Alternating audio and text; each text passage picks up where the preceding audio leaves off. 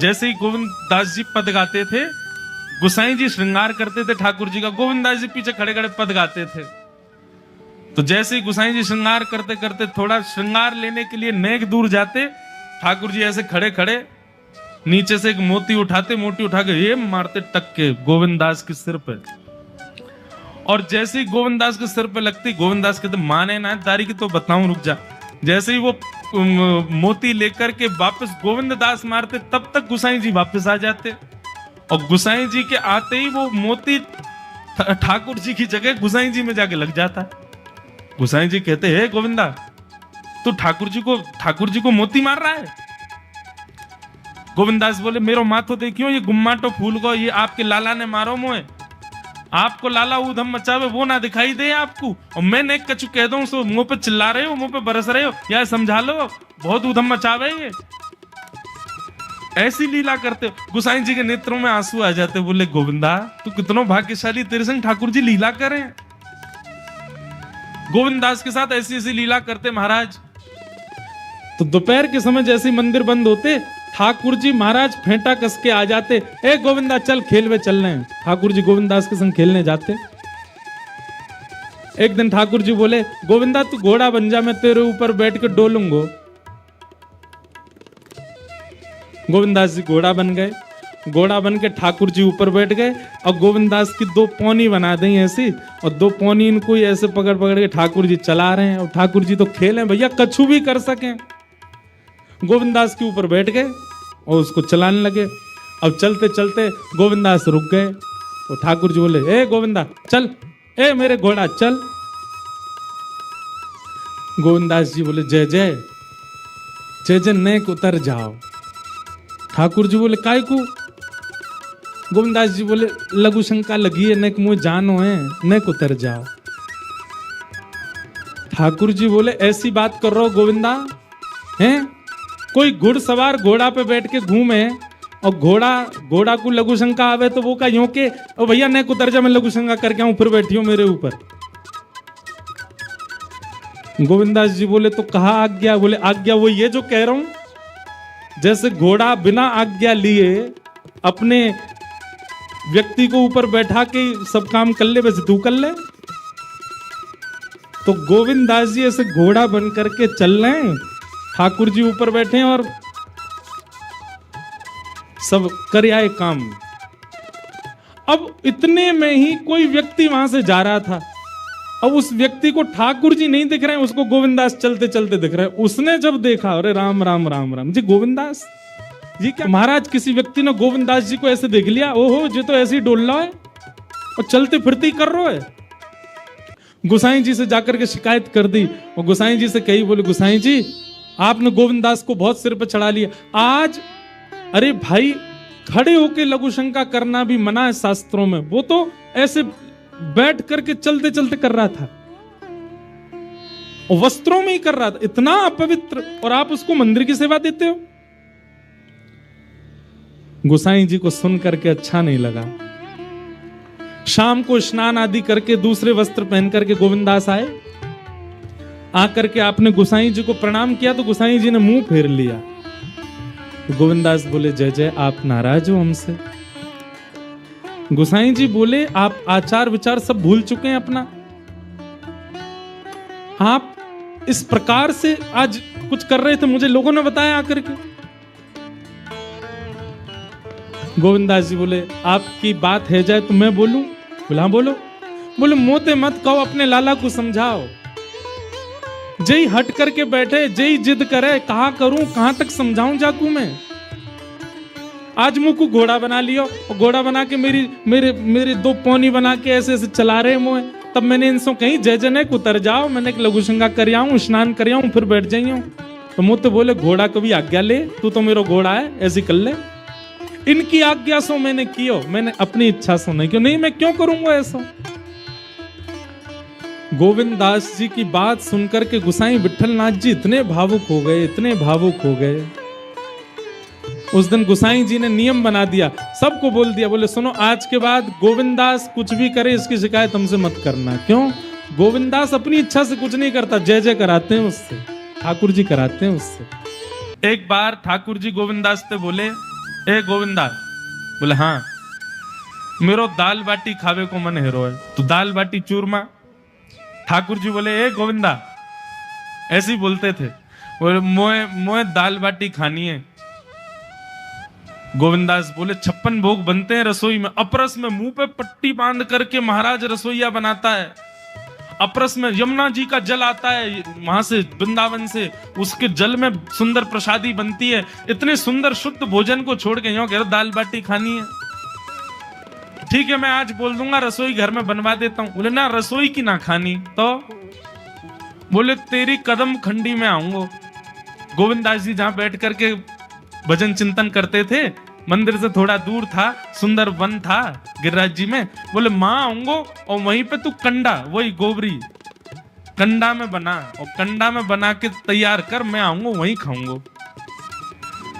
गोविंदास जी बोले यहाँ सब लोग आपको मंदिर में पूजने आते हैं, आप यहाँ पे भगवान हो, ऐसे कहीं खाने पीने आओ। बोले कोई को पता थोड़ी चलेगी, मैं आ जाऊंगा, तू चिंता मत कर, तू सुन तैयारी कर ले, आज मैं तेरे यहाँ आके प्रसाद पाऊंगा।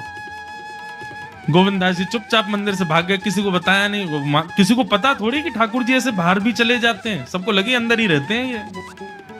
गोविंदास जी दौड़ करके गए, बढ़िया कंडा में बढ़िया उपले उपले लगा करके महाराज बाटी बनाई, दाल चढ़ा दी, सुंदर ठाकुर जी आएंगे पाने। एक पंथ दो काज, ठाकुर जी को दो लीलाएं एक साथ करनी थी। एक तो गोविंद दास के संग सुख लेना है, और एक झाड़ू लगाने वाला गिरिराज जी की तलेटी में झाड़ू लगाता था, उसको मंदिर में प्रवेश नहीं करने देते थे लोग। तो वो बेचारा बाहर खड़ा खड़ा ही दर्शनार्थियों से पूछता था कि ठाकुर जी दिख कैसे रहे, मुझे ये बता दो। दर्शनार्थी आकर के बताते थे नीली ठाकुर जी ने बाघा पहना है, गले में मोतियों की माला है, मकराकृत कुंडल है, ऐसा टिपारा ठाकुर जी के सिर पर रखा है, और ऐसा ठाकुर जी का श्रृंगार है। तो वो बाहर खड़ा खड़ा नेत्र बंद करके सुन सुन करके ही अपने चित्त में एक झांकी बना लेता था, और मन में सोचता था ऐसे दिख रहे होंगे ठाकुर जी। पर रोज प्रार्थना करता था, नाथ मुझे लगता है इस जन्म में तो आप मुझे कभी नहीं दिखोगे, भगवान इस जन्म में तो मैं आपके योग्य नहीं हूं, पर मेरे पर बस इतनी कृपा कर दो कि अगला जन्म मुझे दीजिएगा, तो कुछ नहीं तो चेंटी बना देना, तो चेंटी बन करके मैं आपके 56 भोग में ही आ जाऊंगा, भीतर आके आपका दर्शन कर लूंगा, लेकिन मुझ पर अनुग्रह कर देना। ठाकुर जी उसके इस भाव से इतने रीझ गए। गोविंद दास को बोला था कि दाल बाटी खाने आएंगे, अब मंदिर बंद करके सब तो चले गए वहां से, सब लोग भोजनालय में भोजन प्रसाद पाने लगे। ठाकुर जी मंदिर से निकले अचक करके बाहर, गिरिराज पर्वत के ऊपर विराजते थे।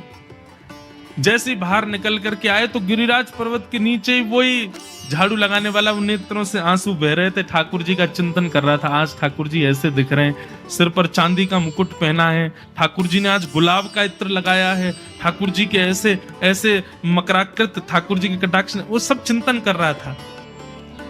ठाकुर जी नीचे उतर करके जाने लगे, इतने में ठाकुर जी ने लीला करी और जोर जोर से ठाकुर जी चिल्लाने लगे, अरे जल्दी ते आइयो, देखियो मेरे पाम में कांटो लग गयो, अरे जल्दी ते कोई आओ या कांटे को निकारो, मुझको तो बहुत दर्द है रो है, अरे भैया जल्दी आओ जल्दी आओ। अब ये स्वर जैसे ही सुना उस झाड़ू लगाने वाले ने, उसके नेत्र खुल गए। उसने देखा, बोले कि ये स्वर कहां से आ रहा है। उसने जैसे ही नेत्र उठा करके ऊपर देखा, तियों की माला पहनी है, मकराकृत कुंडल पहना है, चांदी का मुकुट चमक रहा है मस्तिष्क पर, ठाकुर जी के केश घुंघराले लहरा रहे हैं, और ठाकुर जी अपनो एक पाम हाथ में पकड़ करके और एक पैर पर लंगड़ी जैसे खेलते हैं, ऐसे ठाकुर जी कूद रहे हैं यहां से वहां। नीचे से झाड़ू लगाने वाले ने कहा, अरे ऐसा पुरुष तो मैंने जीवन में कभी नहीं देखा, ये कैसा पुरुष है। नीचे से ही ठाकुर जी को देखने लगा। अब स्वरूप उसको पता था, तो उसने कही ये जरूर ठाकुर जी होंगे, वहीं से प्रणाम करें। ठाकुर जी बोले प्रणाम कर रहा हूं, दारी के जल्दी ऊपर आ, कांटो लगो मेरे पम में, या को निकार। बोलने लगा, बोले मैं ऊपर नहीं आ सकता, गुसाई जी मारेंगे, सब लोग डांटेंगे मुझे। अरे नहीं गुसाई जी ऐसा कुछ ना के, ये सब तो बाहर के लोगों ने नियम बना दिए, मैं तो सबसे मिलूं, तू आ जा जल्दी ऊपर। जैसे ही ऊपर गया, ज्यों-ज्यों ठाकुर जी के समीप जाए त्यों-त्यों उसके नेत्र सजल होते जाएं। ठाकुर जी के बिल्कुल समीप पहुंच गया भगवान बोले देख काई को रो भैया, जल्दी कर, मेरे पाम में कांटो लगो या को निकार। जिन चरण कमलों के स्पर्श के लिए सदा लक्ष्मी लालायित रहती है, ठाकुर जी ने उसकी गोद में अनायास अपने चरण रख दिए। बोले जल्दी कांटो निकार, कांटो लग गो मेरे पाम में। अब वो ठाकुर जी के सुंदर तलवों को अपने हाथ से ऐसे देख रहा है, ढूंढ रहा है कहाँ कांटा लगा है, कहीं उसको कांटा मिल गया। अब इतने कोमल चरण ठाकुर जी के, उसके नेत्रों से आंसू भी गिरते जा रहे हैं, भाव विह्वल होता जा रहा है। मेरे सौभाग्य की सराहना, ठाकुर जी के इतने समीप। कांटा निकालने के लिए बार बार अपने अंगूठे से खींचे, लेकिन कांटा नहीं निकले। ठाकुर जी बोले अरे जे हाथ पे ना निकलेगो। उसने पूछा कैसे निकलेगा? बोले अरे मेरो पाम पकड़ के अपने मुंह के पास ले जा और दांतन से निकाल, तब निकलेगो ये। आहा, कितनी कृपा की ठाकुर। कृपा की न होती जो आदत तुम्हारी, तो सुनी ही रहती अदालत तुम्हारी। जो दीनों के दिल में जगह तुम न पाते, तो किस दिल में होती हिफाजत तुम्हारी। कृपा की न होती जो आदत तुम्हारी, तो सुनी ही रहती अदालत तुम्हारी।